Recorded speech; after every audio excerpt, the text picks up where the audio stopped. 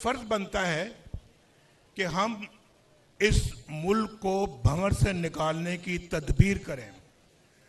हमने पहले भी अल्लाह के फजल करम से मुल्क को मुश्किलात से निकाला है और आज भी निकालने का एतमाद है। और मैं आपको बताना चाहता हूं कि हम सब पार्टियों के मैंडेट का एहतराम करते हैं। जिनको भी मैंडेट मिला है हम दिल की गहराइयों से एहतराम करते हैं, चाहे वो पार्टी है, चाहे वो फर्द वाहिद है, चाहे वो आज़ाद लोग हैं, हम उनका भी एहतराम करते हैं। हम उनको भी दावत देते हैं कि इस जख्मी पाकिस्तान को मुश्किलात से निकालने के लिए आओ, हमारे साथ बैठो।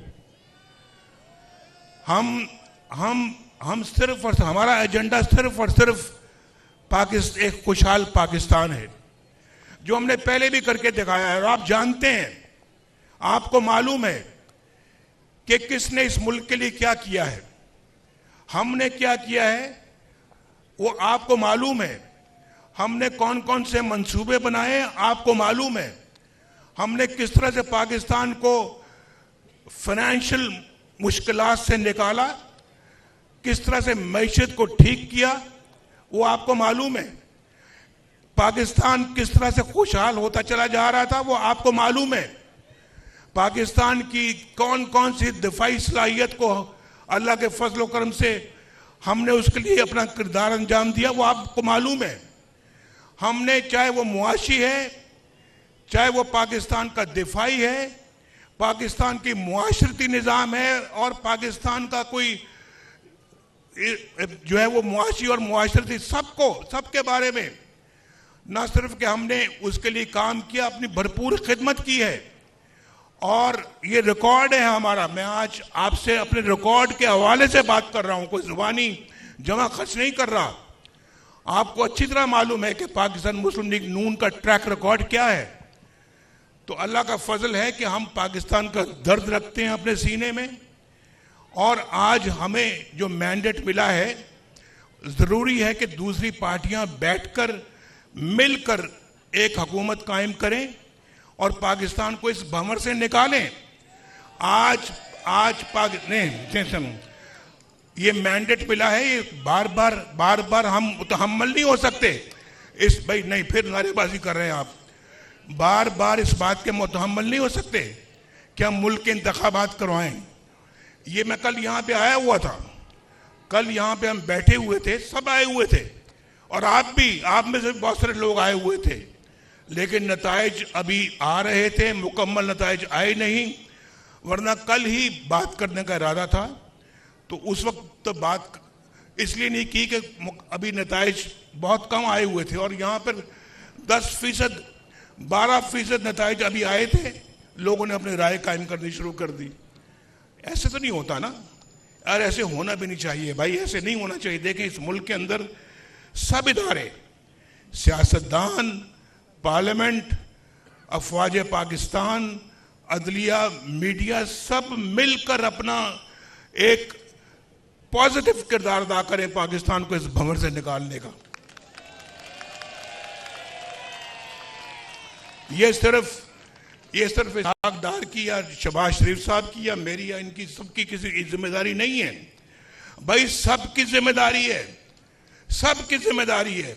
ये सबका पाकिस्तान है, ये सिर्फ अकेला मुस्लिम लीग नून का पाकिस्तान नहीं है, सबका पाकिस्तान है। सबको मिलके हारमनी जानते हैं आप, हारमनी में बैठ के इस मुल्क को बाहर निकालना चाहिए तो मुश्किलात से, तभी पाकिस्तान मुश्किलात से बाहर निकलेगा। भाई नहीं देखा ना, ये डिसिप्लिन की खिलाफ वर्जी कर रहे हैं। नहीं, नारेबाजी नहीं करें अभी आप। मैं बड़ी संजीदा बात कर रहा हूँ, बात सुन लें।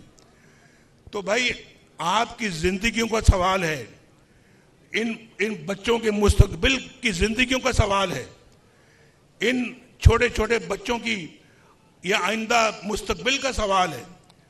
ये कोई हमें इसको कोई ये ऑर्डनरी बात नहीं है, बड़ा सीरियसली हमें इन चीज़ों को लेना चाहिए और इस कौम की उमंगों के ऊपर पूरा उतरना चाहिए हमें। कौम की एक्सपेक्टेशंस पे पूरा उतरना चाहिए, तब जाके जो है वो हम इस भंवर से बाहर निकलेंगे। मैं आपको बता रहा हूं, इसमें 10 साल कम से कम, स्टेबिलिटी के 10 साल चाहिए कम से कम। और मैं समझता हूं कि जो लड़ाई के मूड में है ऐसे लोग, हम उनसे लड़ना नहीं चाहते, हम नहीं लड़ना चाहते। और हम अपना जो है वो, आप जानते हैं कि पाकिस्तान इस वक्त किसी किस्म की लड़ाई अफोर्ड नहीं कर सकता। इसलिए मैं बार बार ये बात कह रहा हूं कि हम सबको मिलजुल कर बैठना होगा और बैठकर इन सारे मामलात को तय करना होगा और पाकिस्तान को 21वीं सेंचुरी के अंदर लेकर जाना होगा। जो पाकिस्तान आज शायद दुनिया में एक मुनफरिद मकाम हासिल कर चुका होता, लेकिन अपनी कोताहियों की वजह से हमने वो मकाम हासिल नहीं किया। और मैं आपको बता रहा हूं, वो मोमेंटम जो हमने बनाया था 1990 में, जब मैं पहली दफा वज़ीर आज़म बना था, अगर वो मोमेंटम कायम रहता, आज पाकिस्तान दुनिया की बहुत बड़ी ताकत होती, बहुत बड़ी ताकत होती।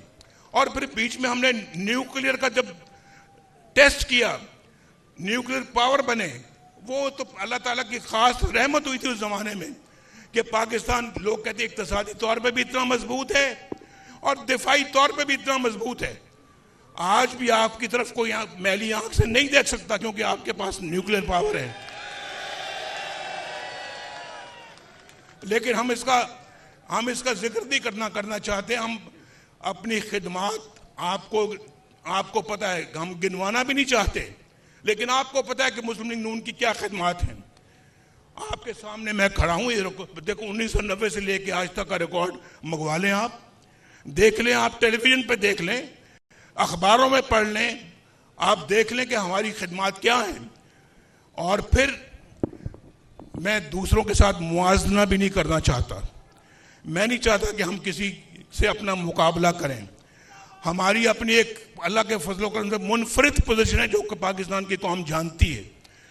और इसलिए मैं उसी दर्द के हवाले से बात करता हूं कि बहुत अच्छा होता, बहुत खुशी की बात होती कि हमें पूरा मैंडेट मिलता और हम अक्सरियत पार्टी बनते और गवर्नमेंट बनाते। अगर ऐसा भी होता तो हम बाकी अपनी इत्तेहादी पार्टियों को भी दावा देते कि आप भी हुकूमत में हमारे साथ शामिल हो जाएं और आप हमारे साथ चले। लेकिन चूंकि आज हमारे पास इतनी मेजॉरिटी नहीं है कि हम अपने तौर के ऊपर हुकूमत बना सकें, इसलिए हम अपना उन इत्तेहादी पार्टियों के साथ जो कि इस इलेक्शन के अंदर कामयाब हुई हैं, हम ज़रूर उनको दावत देंगे कि वो भी हमारे साथ शराकत करें, हमारी हुकूमत हम मिलकर बनाएं और मिलकर पाकिस्तान को मुश्किलात से निकालें। मैंने ये जो मैं आपको हल बता रहा हूं ना, हल, क्या आप इस हल को मंजूर करते हैं? मैंने शहबाज शरीफ साहब की ड्यूटी लगाई है कि शहबाज शरीफ साहब इस सिलसिले में आज पेशरफ्त करें और आज ही मोहतरम आसिफ जरदारी साहब से मुलाकात करें और मोहतरम मौलाना फजलुर रहमान साहब से मुलाकात करें, MQM के साथ मुलाकात करें, डॉक्टर सिद्दीकी के साथ मुलाकात करें और फिर मिलकर बताएं कि पाकिस्तान के मौजूदा हालात इस बात का तकाजा करते हैं कि हम सब मिलकर इस भंवर से किश्ती को निकालें। आप मंजूर करते हैं? बोलो भाई। तो ये मैंडेट शहबाज साहब को मैंने दिया है और शहबाज साहब, शरीफ साहब भी और इसहाक डार साहब इंशाल्लाह आज ही मुलाकात करेंगे पहली, और आप तक वो खबर पहुंचेगी। और हम ऐसे काम करें कि इस आदमी को, इस सारे मजमे को, सारी कौम को बिजली का बिल अदा करते हुए कोई बोझ महसूस नहीं होना चाहिए। गैस का बिल अदा करते हुए कोई बोझ महसूस नहीं होना चाहिए।